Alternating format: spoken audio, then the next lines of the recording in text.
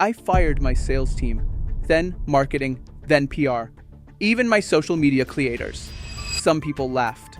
Some said, at this rate, even the CEO will be fired. Well, they were right. I fired myself too. At least the content creator version of me. I replaced myself with an AI avatar. Now I don't record a single video manually. Here's what happens instead. I write a script, or my agent writes it.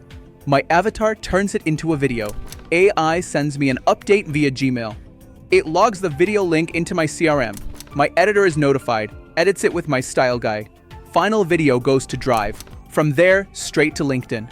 This is my AI avatar. Hey there, you're looking at the fourth version of me. I've changed. Style, tone, vibe, all refined. From bold and confident to calm, excited, or whatever the message needs me to be. I'm not just an avatar. I'm adaptable communication.